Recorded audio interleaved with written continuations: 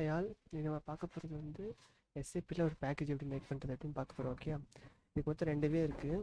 நான் வந்து ஃபஸ்ட்டு வந்து என்னன்னா, நம்ம டீ கோட் எப்போ மாதிரி யூஸ் பண்ணுவோம்ல, அது ரெண்டுமே தான். ஃபஸ்ட்டு டீ கோடில் ஓகே, இது எஸ்ஏபியை பார்த்தீங்கன்னா டீ கோட் டைப் பண்ண இதான் இந்த ஜிஓன்னு சொல்லுவாங்க.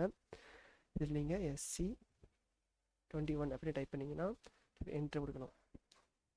இந்த மாதிரி ஒரு ஆப்ஷன் இருக்குது. இதில் வந்து நீங்கள் உங்களுக்கு என்ன ஒரு பேக்கேஜ் வைக்கணும் அப்படின்னோ அதுக்கேற்ற நீங்கள் வச்சுக்கலாம். அது மெயின் என்னென்னா, நீங்கள் வந்து நான் வந்து ஒய் மார்க்ஸோ அப்படின்னு ஆல்ரெடி வச்சுருக்கேன். இப்படி மட்டும் தான் கேட்டிங்கன்னா இல்லை இசட் வைக்கலாம், அது எனி அதர் கீவேர்ட்னாலும் வச்சுக்கலாம்.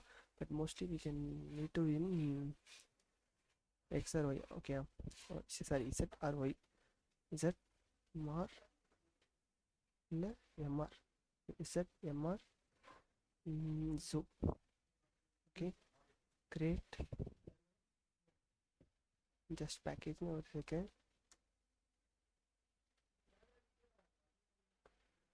ஜஸ்ட் பேக்கேஜ் கொடுத்துருங்க, சேவ். ஓகே, பேக்கேஜ் கிரியேட் ஆகிடுச்சு. வேறு சேவ் பண்ணிக்கோங்க. ஆப்ஜெக்ட் ஓகே, முடிஞ்சுது, சேவ் ஆகிடுச்சுன்னு அர்த்தம்.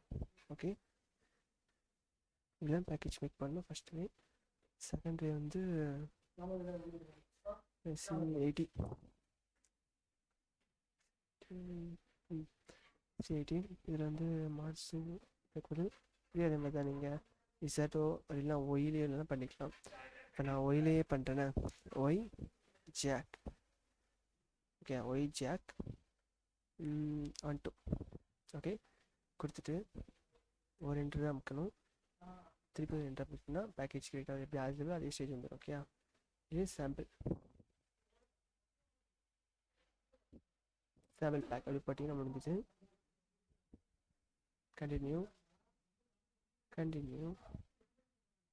அவ்வளோதான், முடிஞ்சது. ஓகே, இப்போ பேக்கேஜ் கிரியேட் ஆகிடுச்சு.